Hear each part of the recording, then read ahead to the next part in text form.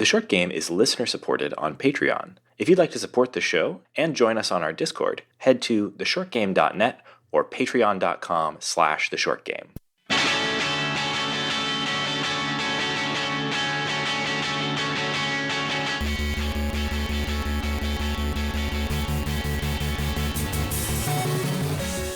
Welcome back to The Short Game. This is a show about short video games, games that respect your time. I'm Raygan Kelly, rejoining the show. Thank you for my co-hosts covering things while I've been away. And I am joined this week by all three of my fantastic co-hosts. Nate Heininger. Lauren Ash. And Shane Kelly. And this week we are talking about a game that I didn't really ever think we'd cover on the show, but here we are. It's one of my favorite games of all time. It is Castlevania Symphony of the Night. I think that I kind of push this because I just love Metroidvania games. It's a topic that we try to cover on the show, though most of them are rarely in the time frame that we're looking for. But if you come in every once in a while, and we've been kind of discussing maybe throwing some more retro games into the schedule. And I thought, well, this is a game that I've always wanted to play, that I can, I've never played a single Castlevania before, and this game is brought up all the time in the all-time classics, and at least I think for most people this is a short game, so it seemed like a perfect confluence of things to finally pick this game up and give it a shot. So I'm really glad that you all were down to play it either again or for the first time alongside me, and give it a shot. It's been a fun experience. Yeah, I know some of us have played this a little before. Or am I the only one? I know I've played this game multiple. Okay, only me. Okay, I've played this game many times. So I'm not completed it many times. It's one of those games that I tend to sort of peter out on the latter portions. But we'll talk a little bit about the structure here. I thought today we could focus a little bit on talking about this game as a short game, which it only sort of debatably is. It is not. You tricked me, Raygan. Well, kind of. Hold on. I hit credits with 6 hours playtime, and exactly. And the little thing on the save account says 85% complete, 6 hours and 17 minutes of playtime, and I hit credits. So I know there's I made a point of not. I wanted to play this game like I was playing it, as OG as possible. I looked 0% up. I just played through it and beat it. Yeah. But I know there's a whole other thing that I'm going to learn about, I think, from you today, Raygan, about you can do it multiple times or something like that. But at least for my newbie experience, I hit credits in 6 hours. So it felt like a perfect short game. Yeah, I'm not holding anything back on spoilers. This is an over 25-year-old game. This game has a kind of I would say almost false ending. And if you look up this game on how long to beat, main story is listed as 8.5 hours. Main stories plus sides is 11.5 hours. Completionist 15 hours. I think those numbers are a little bit misleading, as a lot of them are on how long to beat. I think that tends to be skewed by some real speedrunners or something. People who track their times are often playing for time. But this game has a complete game. And then it has another complete game. The structure of the game is so. I'll talk about the second castle thing in just a second. I think it might be worth talking a little bit about what is Castlevania Symphony of the Night before we dive into that stuff. Everyone's familiar with Castlevania Symphony of the Night, but not everybody has played it today. This is a game from 1997. It was directed by Toru Hagihara. I'm not super familiar with him, but he was attached to the Castlevania series long before that. But this was an assistant director was Koji Igarashi, who kind of took over as the main director partway through development and became sort of the mind behind the direction for the Castlevania series going forward after this. In some ways, he sort of invented the genre we think of today as the Metroidvania. And this game sort of invented so many conventions of the Metroidvania. When people think about a Metroidvania, I think personally, really what they're thinking of is a Symphony of the Night. Not to slight the Metroid series and Super Metroid, but this is where it all began, in my opinion. And Igarashi said that he was not so much inspired by Metroid, He was really trying to take the Castlevania series, which had had a number of entries before this, the 3 of them on the NES and a couple of others on other platforms. There was one on the PC Engine. This is actually a direct sequel to, I forget the name, Rondo of Blood on the TurboGrafx CD, which is also great, but has all the games up to this point had that traditional level by level approach where, you play a level, you're going into the castle. This is the level in the town outside, beginning to end. You're in the castle courtyard. This is the beginning to end of that, stage 2. And they had a little bit of this sense of progression and place because, sometimes you would see, okay, there's a castle in the background. I'm going to be there in the next level. But it was still a level by level approach.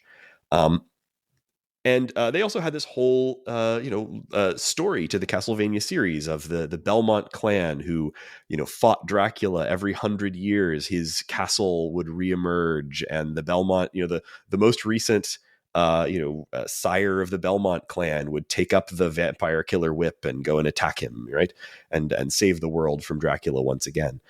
And they're great games. I really like them. I'm particularly a big fan of Castlevania 3 on the NES. I really like Super Castlevania 4 on the SNES. They're great games. But Castlevania Symphony of the Night was designed to be like a real reinvention. It had been several years since there'd been a Castlevania game when this game came out in 1997. And Igarashi really wanted to bring in a bunch of ideas from RPGs and from the Zelda series. So a lot of the sort of exploration, lock and key, abilities to unlock things is, at least according to Igarashi, much more inspired by like Zelda dungeons and things like that than they are by the Metroid series.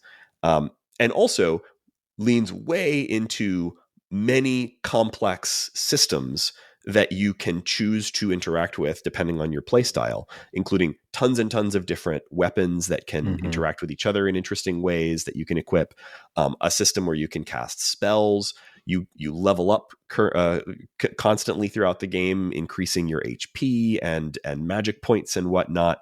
And Igarashi's idea behind that was the Castlevania games are really, really hard. You look at something like Dragon Quest, where the thinking of the people at the time was anybody can play something like Dragon Quest, because if you get to a part that's hard, go grind for a while, come back, and it's easy. And so his whole idea around this was to make the game more interesting from an exploration perspective and also more accessible for everyday gamers who might not have the sort of hardcore platforming skills that were demanded with some of the older Castlevanias, and make it such that, like, hey, if I'm really bad at this level, I can just go grind in a different part of the castle for a day and come back here, and now I can, one shot these enemies. So it's a really important game historically. It's like, in some ways, I think it feels kind of like a game that was like sent backwards in time. This could come out today as an indie game. And, if the developers of like Dead Cells dropped this game, I mean, obviously that's super inspired by this, but like they could drop this game today and everyone would be like, oh, great game. Menus are kind of annoying for a modern game, but yeah, there are a number of ways that it's very 1997. Yes, but I think overall it holds up incredibly well compared to other games from that era. What do you think it says that like you have that feeling about a game that came out the same year as the movie Titanic? Like how are we making progress as a human race if the video game Castlevania Symphony of the Night is still feeling like it could come out this year? Well, I mean, if Titanic came out this year, Titanic would be a huge hit. Like I think that's it's a funny comparison. Good is good, and it can stand that. Really good stuff can stand the test of time. Having never played any Castlevania at all, I did absolutely love this, and I found it often incomprehensible because it doesn't give you any of the background of any of the story, and you are just dropped into a hilariously voice acted set of cutscenes that are melodramatic and fantastic, but completely like incomprehensible if you don't know anything about the Belmonts or who Alucard is or really any of it. I mean, that stuff is some of my favorite things. Yeah. And I'll confess, I'm going to be a little quiet on this because I didn't This game still felt like homework to me. I felt like I was playing this to be like, I'm getting my game education, which is not. And I was really excited to play it. I just, this is not my favorite type of Metroidvania. Like a Metroidvania that's combat centric is not always my favorite anyway. But like, I loved all the silliness of the plot. But I don't know, like the I don't know what these things in the interface do because I've never played a Castlevania before. At times, like, really bit me in the ass, to be frank. And I was like, oh, cool. Like, I rode that save button in my emulator because I was dying a lot more than I should have. Like, didn't pick up a shield. Like, I just kept getting bitten by this game, and I wanted to love it. And I felt kind of bad that I didn't. Like, I felt like I'm missing something. It's like when you watch a movie that everyone says is fantastic and you're like, that was fine. Like, I feel like I missed out, and I really wanted to love this. I feel bad I didn't. I get that. I have that feeling with a lot of retro games, actually. It's kind of an easy thing to fall into because sometimes these games are a bit of their time. They have, but no one talking about this one has anything bad to say. So I really feel like I missed the ball on it, because this is the one everyone's like, don't worry, the other ones you're going to feel like this, but you're going to like Symphony of the Night. So I was, maybe I had, my hype was too high, maybe. And I should say, I absolutely loved it, but I also used save states like aggressively, you know, which is not a, like, I really tried to play this as if I was playing it something like 1997, except for the fact that I was using save states because, you know, modern games have really addressed that, and this game doesn't. You can lose incredible amounts of progress if you're not frequently backtracking to save, and so instead I was using save states. And Laura, I was expecting to have your perspective, frankly. Like, you went in wanting to love it. I went in wanting to love it because everybody loves it, but I was expecting it to feel like homework. And I was honestly surprised how much I actually did enjoy it, and it completely won me over. But there are a few things that were almost deal breakers for me, mostly just the knockback. It's like I learned from this. I learned from this game. We did a episode recently on mechanics we hate, and I don't think you would call knockback a mechanic, but I think if there was this game, definitely after this game, I would.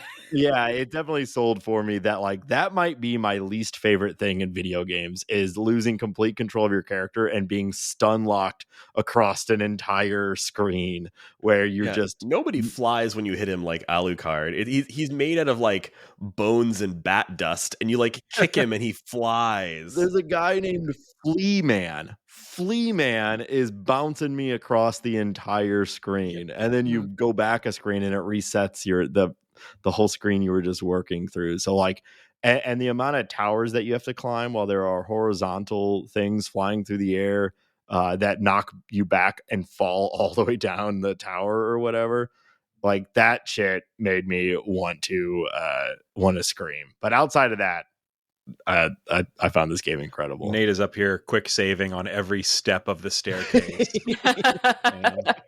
What is a short game? A miserable little pile of quick saves. You know, maybe now would be a good time to talk about the story of the game, given Shane's wonderful quotation of Dracula from the beginning.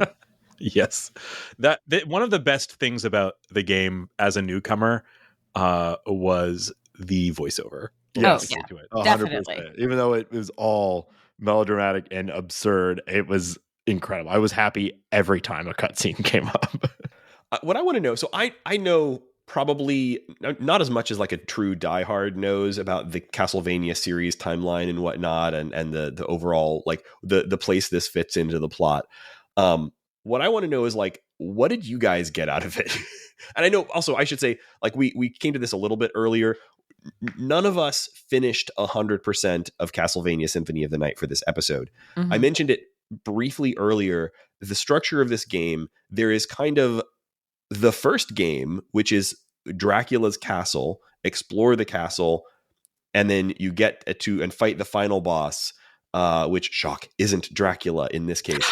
And then you can hit credits and hear the incredible song, Kenny G style song stylings of what is it? I Am the Wind or whatever it's called. Something like that. Yeah, it's The, hilarious. and you get credits, and you can think you're at the end of the game, but if you find some particularly moderately well hidden clues, you can discover the truth behind that, and that there is an entire second inverted castle hovering above Dracula's castle, a direct mirrored copy upside down of the original castle, full of an entirely new set of monsters and bosses and story that continues for almost longer than the first castle. So It's crazy how hidden that is, because and maybe I'm just stupid, which is always a possibility. The amount of times Never. that I've learned on episodes from you all about what's actually going on is countless at this point. But like, I really tried to scour this game. I was like, I'm pretty sure that I covered the entire map, except for there are 2 locations that I did not get to, and I'm guessing those have some connection to unlocking this. I'm not opposed to spoiling stuff on this episode. This is again a 25-year-old game we're talking about it here today. Did you find the gold ring? I got the gold ring, yes, And and did you it's find the silver ring? No, Okay. and so I think the silver one's harder to find. I forget which Yeah. one is found where. But they have some text on them that if you combine the two, the text in the description of the gold ring and the silver ring, I forget exactly. It said something like, where in clock room or something like that. The gold one said something like clock or something like that, and I did that. And I figured out the using the clock sub weapon in that room also unlocks stuff. So I kind of thought like maybe I had solved that already by solving the clock puzzle with the clock sub weapon. But I guess so that silver ring must be in one of the 2 areas that I didn't get to. Yeah. Did you get the Echo of Bat, the echolocation? Okay. Yeah. I know that's required to find the silver ring. Okay. So it's kind of complicated to get the silver ring. I don't remember exactly what you do to get it. There was a room with spikes on top and bottom, and it's a tunnel that I could get all the way to the end of, and I couldn't open the door at the very end of it. And there was a room that was like super dark in the bottom right, and I think that's what the echo was for, but I ran out of time. We were recording today, and I wanted to like... No, you had it. Yeah, that was it. Yeah. You used the Echo of the Bat in that long tunnel full of spikes. And I think that lets you get the spike breaker boots. And then I think you use the spike breaker boots, which will let you walk through spikes to go someplace else and get the silver ring, if I remember correctly. Okay. So that's the it. last 2 places on the map that I didn't go to. And then I was like, well, we're about to record. I'm pretty sure the final boss is at the top of this tower, and it was, and I went up and beat it and got credits. I was like, oh, cool. Okay. I guess I beat the game. Well, I kind of love that this game gives you that out. Like the first half of this game, the first castle, if you want to treat this as a really short Metroidvania, it is a great short Metroidvania. I'm not, sometimes things that have a kind of like a quote false ending or what have you, like it can feel really incomplete. It feels more like this is a complete ass Castlevania game that also has this wonderful gift to you in terms in the form of a much harder second half. That is like honestly way harder. It's like I think it's almost sort of like a new game plus. That is intriguing because the only thing I found hard about this was climbing towers with insane knockback. Everything else felt relative, and that's maybe where the modern, like a beat Hollow Knight, so it's like this doesn't feel nearly as complicated or challenging as something like Hollow Knight. I think an element that kind of led to this is in this era of video games, some games would just really be designed with a lot of replayability in mind. They wanted to take games and make them something that people would spend a ton of time with. And one of the things I read when I was researching about this game was that the designer like pivoted a little bit of the design based on the fact that he was walking around and one day saw a bunch of old Castlevania games in bargain bins, and he realized that he wanted to make a game that people would want to replay multiple times. so that they wouldn't sell it and that the bottom wouldn't fall out of the Castlevania market. So that was part of the design thought at the time. It's different to think about now, but games were really designed in this environment where the game creators were in competition with resellers and with rental shops and things like that. So that led, I think, at this time to this kind of exploration of ways that they could take games that had historically been very linear and push them in new ways to be open-ended and give people a lot of different possible paths. And, that this was the golden age of the unlockable second playthrough with a different character and things like that. So this game really typifies that.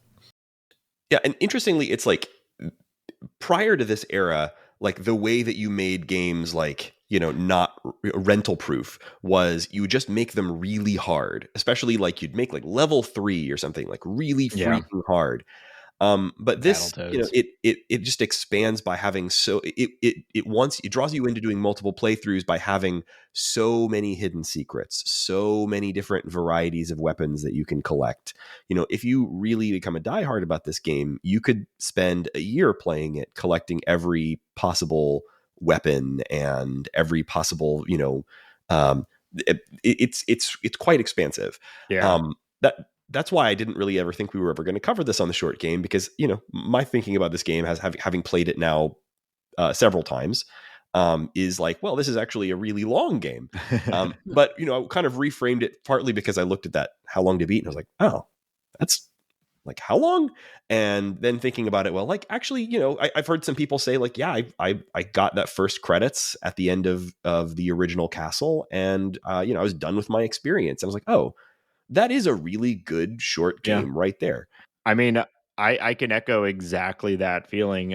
Obviously a full second castle that's more difficult is very intriguing to me as a player, but as an experience, especially for this podcast, like I said, it was 6 hours for me. And I really tried to scour every corner of this map, and I was looking in every, looking in every area, it's the type of map where you can see the little dash where it's oh, there was a door there, I didn't go through it. You have to spend a lot of time backtracking.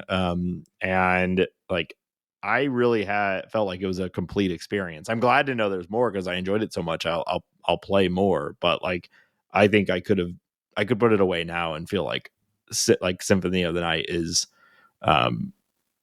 I don't know where I put it. You're gonna love what it does with the completion percentage, Nate, because it's it ticks over from 100% completion to 101% completion. Oh, nice. Okay, I think there's a total of 209% completion in this game or something like that. That's hilarious because I'm at 85.7% or something. I was like, well, I guess it's those last two spaces that unlock the last 15%. I guess, or an entire other 115%. Yeah. So what I was going to ask a moment ago, and then we ended up on this relative tangent, was about the story. Given that you guys aren't seeped in Castlevania lore, what did you make of the story? What do you think is going on here? I didn't care. I was having too much fun with the weird philosophical musings. Have everyone been what is a man? Or all the weird stuff. I was just I don't know, man. I was I don't care, but I'm delighted. I loved all the nonsense. I was living for when I went to a room and Maria would be oh, hey, Alucard, I'll see you later. Why didn't you talk to me if you were going to do anything? Why is she around here? She seems to have no impact on anything other than just be see you later. So Alucard is Dracula's son, which I got that from. Yes, because his name is Dracula backwards. Mm-hmm. Oh my God, I'm so stupid. I've known that name forever, and I never caught. God, I hate this show. And just a record of every time you're wrong about something. That's what this podcast is. Yeah. I don't know why I talk. So Alucard is Dracula's son. So I assume in the way it ends, Alucard is trying to bring about the resurrection of Dracula or get rid of him because he's trying to destroy the castle. I don't know. You're trying to destroy the castle, and I guess you do at the end. I'll give the best version I can, and again, like I'm not a Castlevania lore expert. So this is the sequel. It's a direct sequel. It picks up literally right at the end of the previous game, which was never came out in America. So although you can play it in like ROM hacks and stuff now, or actually there's been a PS4 release that includes it. So the previous game was, the Richter Belmont enters the castle. It's the standard Castlevania setup. Richter Belmont goes to the castle, explores it, kills Dracula, the end. And there's the Castlevania lore is that the castle only shows up every 100 years. So they expect there's going to be a while. But suddenly the castle reappears too early, and it hasn't been 100 years yet. And no one knows why it's there or what's going on. And Alucard, who is Dracula's son, or he's a Dhampir, he's half vampire. His mother was a human woman. Goes into the castle to try to find out why it has reappeared early and to stop or kill his father. I actually don't remember a whole lot of the specifics about why Alucard has turned against Dracula. Alucard was a character, sort of like an assist character in Castlevania 3, but that game's plot is kind of hard to decipher. Can you imagine having a son and then just naming him your own name backwards? Eton. Man, I should have done that now that I'm thinking about it. Nagyar. Yes. So I'm not sure what else to say about the story other than that, like, the sort of obvious thing is Richter Belmont is the final boss of the first castle. So what it seems is that Richter got corrupted by the castle in some way, and he brought the castle back in order to he wants to resurrect Dracula in order to continue the cycle and continue killing Dracula or whatever. But if you get the 2 rings, you stand in the clock room, you get an extra cutscene with Maria where she gives you some holy glasses that let you see through evil magic, and you go and do that fight again. And you get a different version where you see that Richter has been being sort of puppeted by Shaft, which is one of Dracula's henchmen. Damn from right. the previous game. Yes. On Shaft. And that reveals the presence of the second castle, and you can go on and kill Dracula in the second castle because he is there. So the specifics of the story are kind of convoluted. It actually is kind of interesting if you read into it. There have been some interesting adaptations. There's like a Netflix anime show of Castlevania that I haven't watched a whole lot of, but is pretty decent. That goes into some of that stuff. But yeah, the Castlevania series, like, it has lore for you there if you want it. And it does have a timeline. Like some of the later games, like they follow that 100-year formula, man. There's like some of the DS games take place. There's one that takes place in like 2035 or something like that. Nice. So like there's, it's pretty neat. I'm curious. I think my absolute favorite part of this game was the enemy design.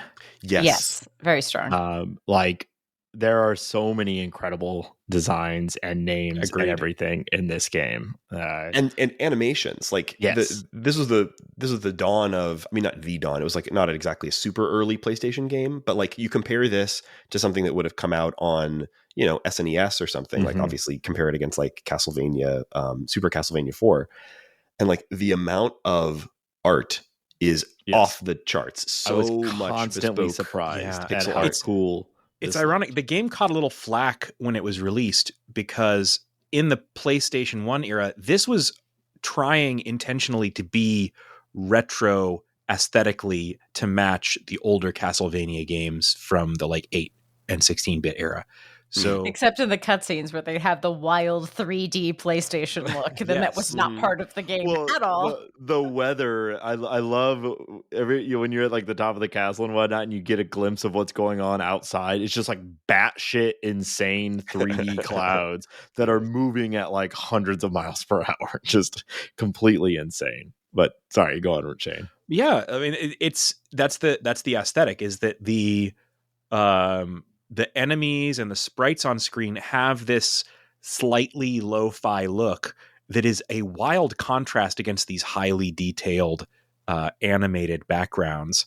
I was struck by, Raygan pointed this out to me when I was playing it. There are rooms that you go through that kind of seem needlessly ornate, and they're just little hallways. And Raygan pointed out, the reason for this room is shown right at the top of it. There's a picture of a CD, and it's because the game and the letters CD. Yeah, and the room was there so that the game disc could spin around to load CD audio for the next chunk of the soundtrack.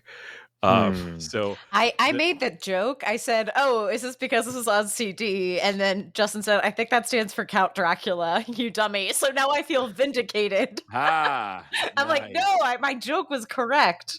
Your joke was not a joke at all. It was literal.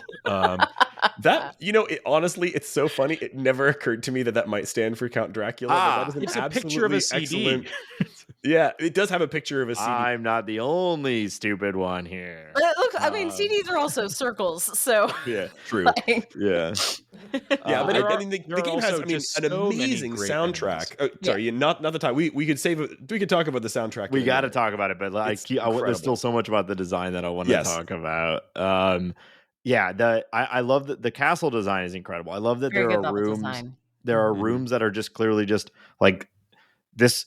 This castle would have this room. It's not even necessarily about enemy placement or something like that. It's just like, yeah, there's a confessional here, and or like this is a bedroom or whatever it might be.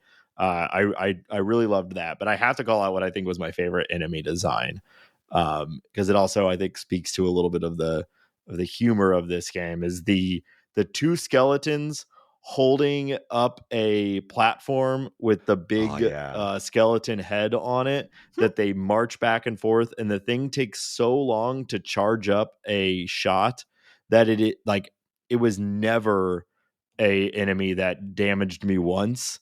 But I loved the idea of these skeletons, like, we've got an idea. We want to carry around this flame-throwing skull head. Let's get a little, platform, and we'll carry it around. And if you kill one of the skeletons that's holding it up, it falls forward while the other one tries to keep lifting it. Or if you kill the thing that they're carrying, they drop the platform and just run away from you, trying to get away. It's so funny, and it's such a bad enemy design, but it's such a good game design, if that makes sense. Like, I love that too. Those are such a great one, because that flame spewing head, you see those elsewhere in little columns. That's like a classic Castlevania enemy. These like columns of flame shooting skulls. Yeah. That's in all of the Castlevania games, and it's a funny inversion of that, where the skeletons are trying to like carry it around. It's not a very scary super enemy. Ineffective. It's so funny. There's a lot of little stuff like that, though. Like, a lot of the different enemies have these really in-depth animations for little special case scenarios.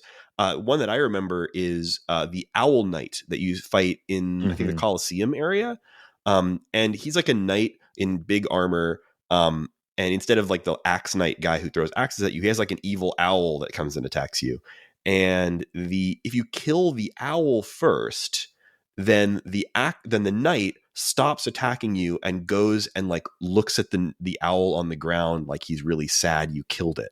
And then if you don't kill him immediately, then he comes and tries to kill you. So he like goes and mourns his owl first. Yeah, I love that kind of shit. I love the there's like the polearm guys that like unexpectedly they can like stab up through the staircase or down below. They can get you in areas that you weren't expecting, and a lot of these things have really awesome and fun death animations too. Like, there's something called, I think, the Blade, or maybe just Blade. It's like a fighter with two swords, and when you kill it with its like dying action, it falls to one knee and throws its sword at you, or things like that. Or like, one of the bosses catches on fire, takes multiple steps before falling to its knees, turning into a skeleton, falling on its face and dissolving. Like, tons of work were gone into just these little animations that, like, it really stood out to me. I was like, this is better than a lot of games that we play today. This Totally. attention, And to this was detail. still in an era when like creating that pixel art would have been pretty painstaking. You know, Mhm. you'd create that like in something like Deluxe Paint on an Amiga or something. Like, not talking about like today where you'd sketch this stuff out in, you know, with a graphics tablet in Photoshop and then, I don't know, pixelize it or whatever. I don't know what people do these days, but like we're talking like still pretty rooted in the tools and processes of the like the, you know, the 80s and 90s, and yet they created this absolute ton of art for this game. It's astonishing. Speaking of the art of the game, this game introduced an artist who is kind of synonymous with Castlevania throughout like all the history since then, who has just this incredibly distinctive art style. All of the character portrait art is by an artist named Ayami Kojima. And this portrait art is so unique and distinctive. Like She draws characters, the prettiest boys. the She does. prettiest, evilest looking, little palest, most sinister boys, and their hair is so good. Mhm. Yes. And I mean the there's not a ton of in-game like full-size portrait, at least, you know, I guess at the start that I got to, you get like Richter and little portraits for different characters as they're speaking and stuff. But in a lot of the like supporting artwork, I feel like this has to have been influenced by and just super influential on horror manga ever since. And this is her first video game. Yeah, This I think is the first think work so, in the yeah. video game industry was this game for her. Yeah, and It's kinda almost wild. all of her credits are Castlevania. She did a few years ago. One of the reasons that I spotted the name is did an alternate art for a Magic card of the classic of the classic vampire Sorin, who's the, you know, the vampire planeswalker, a big element of Magic's story. Look this card up if you want to see just a really fantastic piece of her art, just uniquely hers. You can instantly spot that this is her style. I love it. And yeah, if you have the chance, like look through the manual that comes with this game, or you know, there's a if you know, just Google it, you can find a PDF of the like original strategy guide that was sold in the era, anything like that. Like all the materials that surround this game are incredible. And it's interesting because it is one of the other ways that this game departed from the previous games in the series, because the Castlevania games really started as rooted in American monster movies. Like the first Castlevania game, you know, there's, you know, you fight Frankenstein, like, you know, there's a Wolfman in it. Like it's very, and it has elements where like there's little like film strips on the title screen. It's like, it really is kind of hammering home, like you're playing a monster movie. Go fight Dracula in his castle, right? But this really, because it has the you know, vampire protagonist, it you know, they took it in a much more anime direction, which I think was a good change. Obviously, she's, you know, an incredible artist. It looks awesome. I wish that manual would have been available in the game.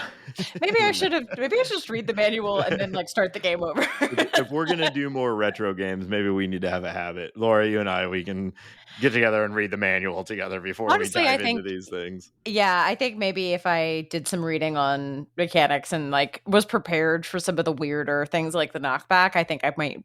I think for me it was like, oh, delightful animated table. Oh, this annoying thing is happening because I have to use my inventory and that's really clunky. So I think I just wasn't.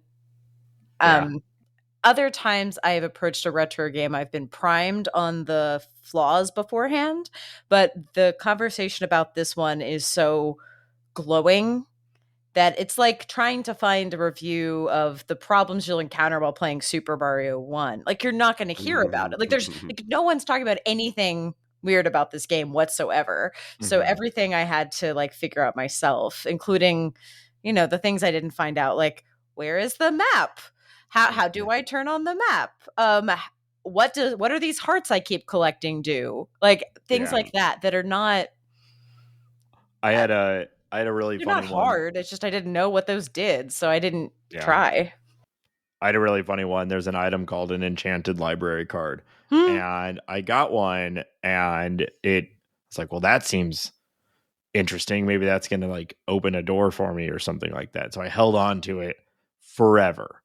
And then one of the very last things I did before going to complete the game is I went back to the library where the random shopkeep in the middle of the castle is, who sidebar will sell you videos of how to beat bad guys, which I thought was a hilarious, really, really funny pre-internet sort of thing. But when I was looking through his wares, buying like the diamond chest plate and stuff like that, and sold a enchanted library card, of which I had one other one. So I was like, well, I'm going to go and figure out what this does. So I walked out the door of the library, equipped it, used it, and it teleported me roughly 3 inches to the left of where I was standing already. So I guess it teleports you to the library. It does, yeah.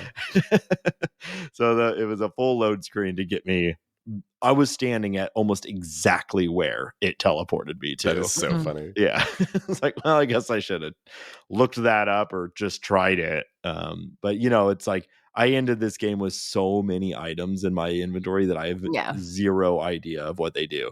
Except for I knew that Vampire Survivors was deeply inspired by Castlevania, like it's all part of the whole thing, but I had no idea to the degree. I've played a ton of Vampire Survivors, and basically every item in Vampire Survivors is seemingly from this game. So I knew a lot of the language of the items from Vampire Survivors, which is like, I think, the inverse of what, probably most people's experience with that game is.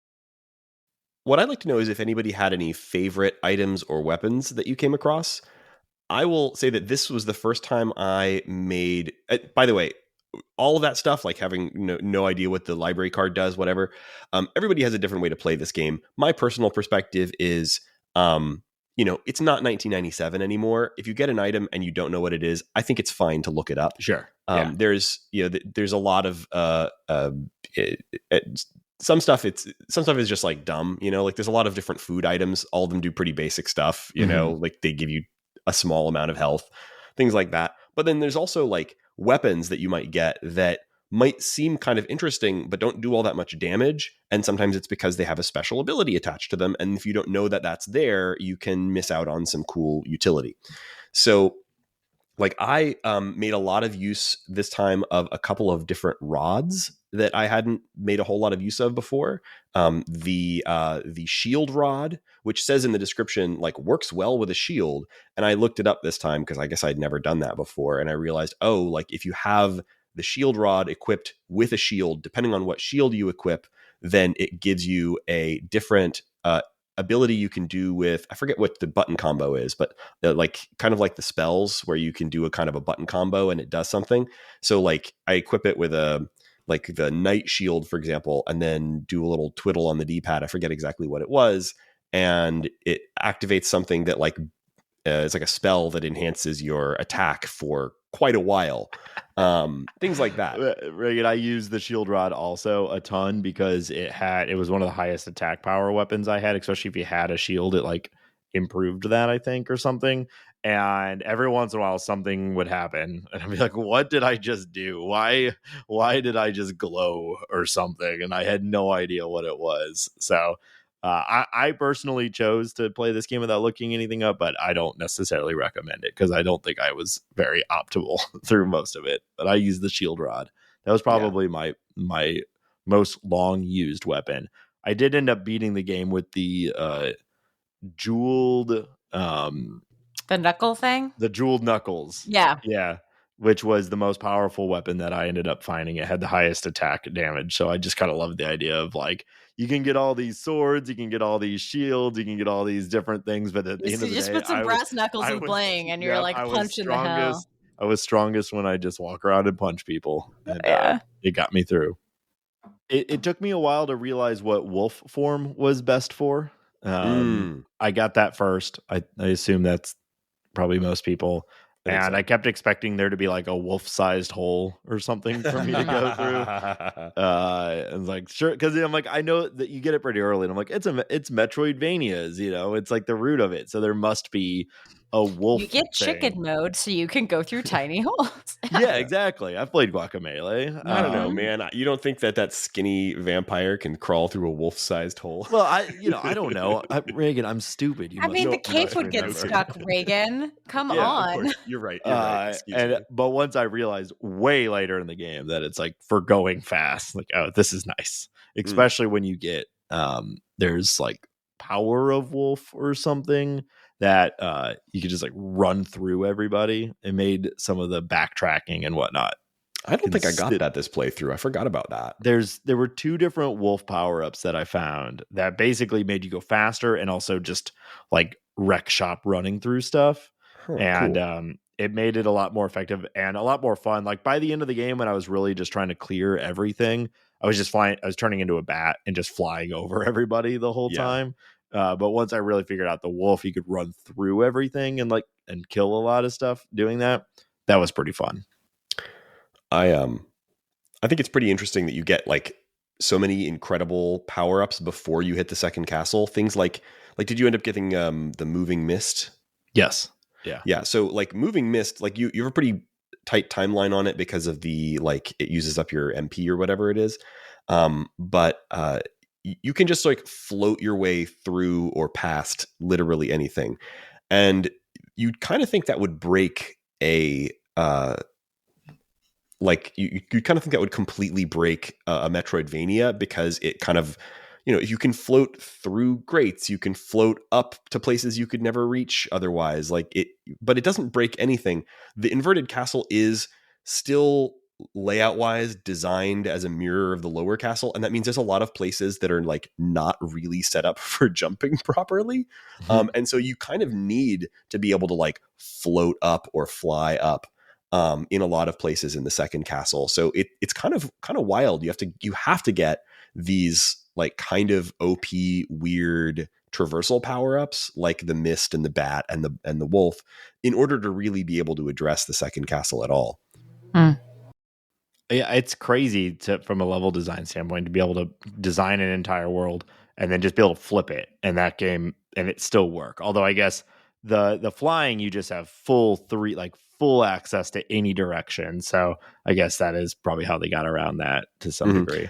I have to say, in hindsight, I think that the second castle is a really clever hack, a really cool way to extend the game and to reuse all the incredible level art that they did a second time in a way that doesn't just feel like, well, here's another identical castle. It's the reverse. It's cool, but also it's not quite as good as the first castle in terms of layout, because it's upside down. Everything is slightly off. Like jump heights are weird. Like lots of stuff is just sort of not quite the way you would expect it to be.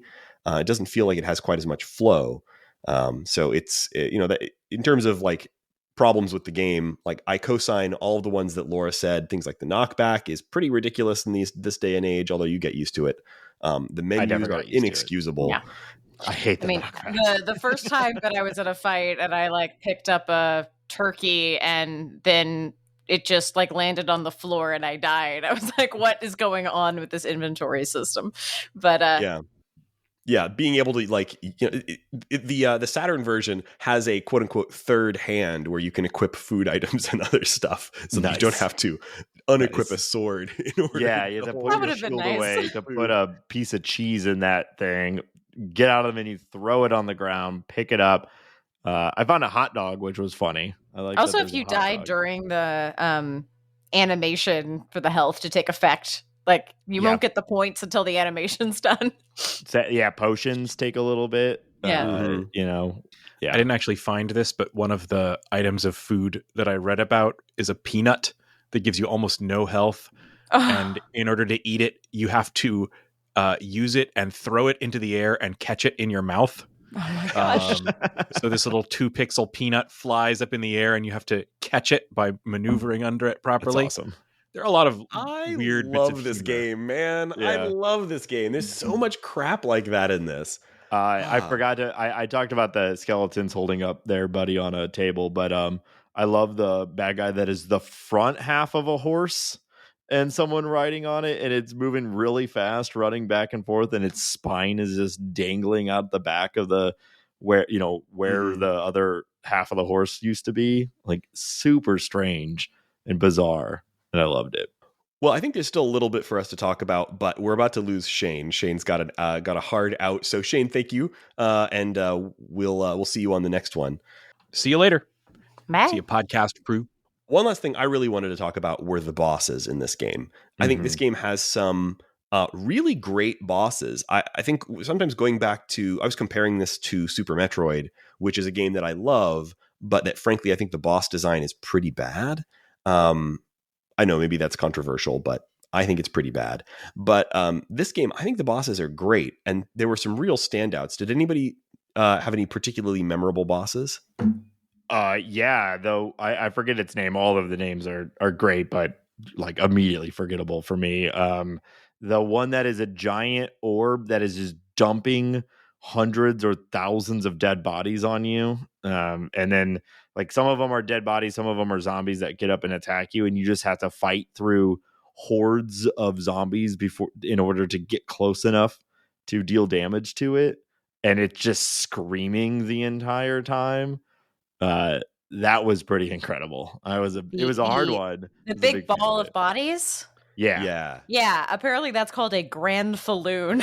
Grand falloon. Yeah. Okay. I love the TV show Hannibal, and there is an episode with a serial killer who kills people and to make a mandala in the bottom of a grain silo, so that you have to go up the top and look down. Yeah. And what he sees when he looks down from the top of the grain silo looks like that character. Yeah. You're right. I shows up in other Castlevania games as well. In other games, it's called Legion, which I think is a, maybe arguably better name. It's got that sort of the Grand Falloon. Yeah, it's a little bit more serious. Grand Falloon's great because it's a slaughterhouse. No, it's not. It's a Cat's Cradle reference. It's a Kurt Vonnegut reference. If you remember the like Bokononism religion in that they have the idea of people belonging to a Karass or a Grand Falloon. The Karass is the group of people drawn together by fate to accomplish some important fated task. I've not read that since high school, so I don't know if it counts that I've read it anymore, because so much of it has like been smeared off my forehead. I instantly flash back to high school. I think I also haven't read it since high school. But the Grand Falloon in the Bokononism religion in that is the idea that people are also drawn together by false Karasses, by people drawn together for arbitrary or meaningless reasons.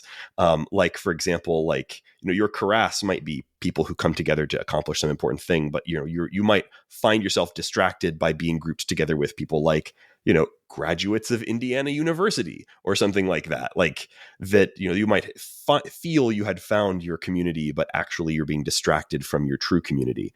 And this idea of like this giant ball of people is just like people drawn together for meaningless reasons. Yeah. I like that about it. And then they're just going to dump on you, screaming the whole time. It made me think a little bit of Nope as well, which I don't know if you guys have seen that. It highlights how like this has a really weird localization, and it's one of the things that's sort of controversial about it. I think that this thing's 1997 localization is phenomenal.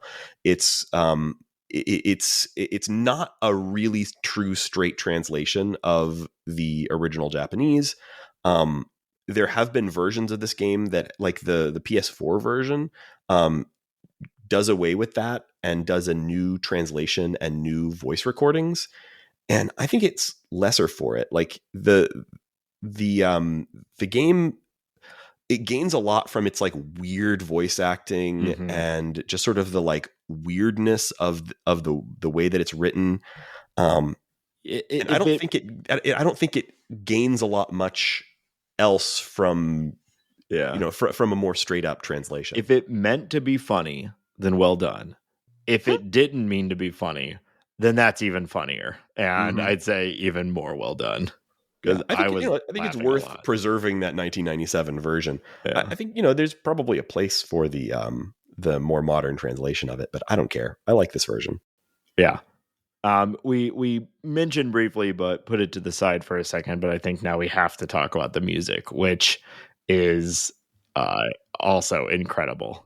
I had listened to it a lot before I played the game, and I hadn't even like comprehended how much of it until I was playing. And I was like, no, this is like a track. This is a go-to Yeah. jam. And I didn't realize it. And there's a lot of music, a lot of different variety. stuff, and it really stands out. I loved it. I saw a band called Bit Brigade. They play here in St. Louis pretty regularly. They're one.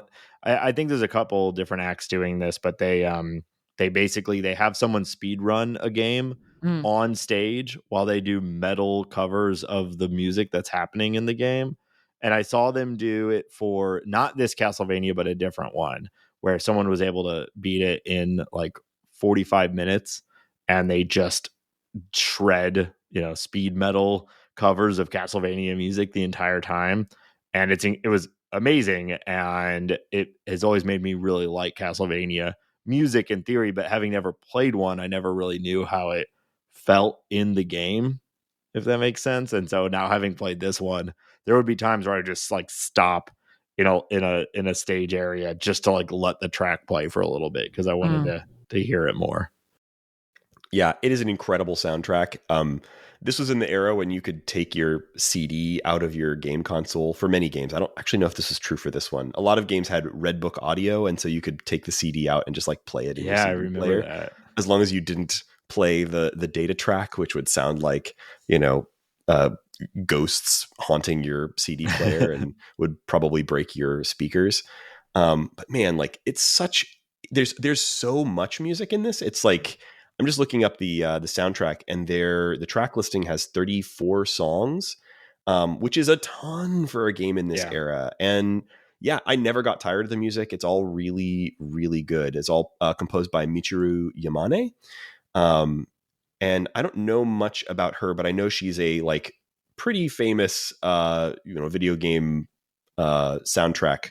She looks like she started with Bloodlines. She did Symphony of the Night. She did a bunch of other Castlevania games, as well as a bunch of other games listed here, including, the Suikoden game, or not all of them, Suikoden 3 through 5. Man, tons. So yeah, she's amazing. And this soundtrack is fantastic. Yeah, it shreds. There's so much good electric guitar just wailing the entire time. A lot of piano rolls, which are always great. It's incredible. So before we wrap up, a quick corner on how to play this game, which is a surprisingly more difficult question than you would think. It's both easier and harder. Yeah, there's a lot of choices to make about how you decide to play this game. So I played it on my Steam Deck, emulated the original PlayStation version. Same. Yeah, and Laura, what did you play? I play it on DuckStation, which is an emulator on my computer using a controller. An Xbox controller, but same thing. Yeah, but that's fine. So it's an original PlayStation game. You can emulate those on anything. That's probably the default way to play this game. Surprisingly, because Konami hasn't really released this game on the number of consoles and platforms that you would expect. There are a few modern releases of this that you could choose from if you decide to. There's a PlayStation 4 version that's part of a pack with the Requiem version, but that's the version with the new translation. It's kind of a port of a port. It's actually like a port of the PSP version.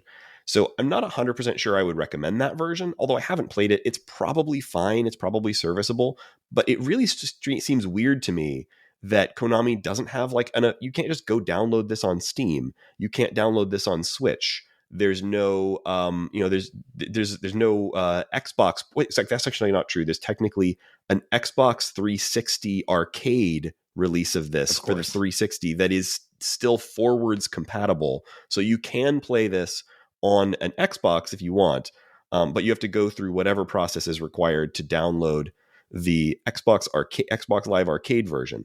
That version has some weird compromises as well, although from what I hear, it's a pretty good port. It just loses all of the FMV, but you're not losing much. And I think also it loses the stunning end credits song, I Am the Wind. I don't think we end the episode with that song. You know what? I'll do my best. That song, man. More modern releases of this almost all exclude I Am the Wind. That's a very 1997 thing included there. But yeah, this is a This is a game that honestly is still kind of easiest to play in emulation, which is super weird considering what a modern game it is. I've heard such good things about the port on mobile, I especially the forgot about the controller mobile port. support. The mobile support Hmm. is supposed to be fantastic. They do have on-screen controls, but they have also controller support. I just wanted to use the cheater button, so I started off and I was like, I need to save this game. Like, I need to be able to save this game Yeah. at will, and that was what drove me to emulation, because I think it made a difference in my quality of life. But I will say the people who like it, I didn't lose anything playing on the mobile version. Except the save states, which I needed. Your mileage may vary. Yeah, save states were very helpful. Yeah. Yeah, it hadn't occurred to me that I didn't even think about the mobile port of this. But yeah, it's out there. You can download it for $3 on the iPhone, and It's on Android too. Yeah, yeah, and presumably you can use a controller with it. you And so can. that's probably a pretty good option if that happens to be a way that you like to play games. But I'd say personally, my recommendation is go ahead and emulate it on whatever device you have that you like emulating games on the most, because it'll run on a potato, and the PlayStation version I think is still sort of the canonical version. Well, of course, Raygan, we mean first go buy a physical copy of the game Of and course. then emulate it, so that because it is illegal, Raygan. Mhm. Well, I am on the record as saying is that I bought the mobile version and then ditched it and went to emulator. So I don't know if that counts, but I've they been do have some- scouring. I've Go been with scouring Babbage's for or Funko Land or whatever, all the 90s resale shops. I've been scouring those looking for a copy of this, so I'm not breaking the law. Yeah, and if you Google why is this not on Switch, the answer is Nintendo. So don't even bother. There's just going to be a million articles wanting your clickbait clicks. The answer is it's a Nintendo. This is made for Sony. It's Nintendo. None. That's the answer. I don't know if I buy that. I think it's really just Konami has never decided to port it elsewhere, because Konami owns the rights. It's not something there's no this isn't tied up in Sony rights or anything. This is just a Konami game. And Well, Konami's other its own Castlevania thing. games have come over, but not this one. So it's just yeah. Another little thing I'd mention is that this started a period where we got a absolute ton of Castlevania games for a while. And then that just sort of dried up. They used to make Castlevania games. We used to get a new Castlevania game, many of them directed by Koji Igarashi, one a year for a decade. We didn't know how good we had it. And some of those games are phenomenal. I've played a bunch of them and I really, really like them. So if you like Symphony of the Night, don't sleep on the DS Castlevania games, especially Aria of Sorrow, which is basically a DS version of Symphony of the Night, but with some really clever new systems. I really like its soul system where, when you kill enemies, you can collect their souls, which can give you different powers. It's really fun. I'm a really big fan of some of the DS ones. I was just recently playing through Order of Ecclesia. There are 3 on the DS. There's 2 on, or maybe 3 on the Game Boy Advance. And I think there might be some others I'm forgetting about. But this started a little minor genre, and then it died out, and we had no real there was a dead zone for Metroidvanias generally that eventually got filled by the indie Metroidvania boom. And now it feels like every third thing you trip on Steam is a Metroidvania directly inspired by this game. So it's, if you do really like this style in this game, go back and check it out. Check out some of those other games by Igarashi, and maybe check out Bloodstained as well. I didn't gel with Bloodstained quite as much as I did with some of these older games, but Igarashi's still kicking. He's still making games like this kind of. Nice, yeah. It's definitely inspired me to check out some more of these. So I think I'm going to go figure out that second castle, and then we'll see where we go from there. Looking forward for this being your What's Making Me Happy for the next several episodes. Yes. Yeah, no, I'm definitely keeping at it. I don't know. We're also in a card-based roguelike moment right now too in games. So I've got a lot on my plate right now to obsess over. Nate is feasting. Love to see it. Well, thank you guys for humoring me and doing this game. I'm glad that we did it. I always love going back to this game. This is literally this is something like a comfort game for me. Whenever I get a new device that can play PS1 games, which is not an uncommon occurrence for me. I buy a lot of weird devices, and all of them can play PS1 games. I always play through at least a good chunk of this, and it's always fun to do. And I had I mean, folks know I wasn't on the show for the last few episodes for the last couple of weeks. I've been having a bit of a hard time. Going back to this game during that was a warm blanket. I always enjoy stepping back into this. It's a real comfort game for me. So thanks for giving me that outlet as well.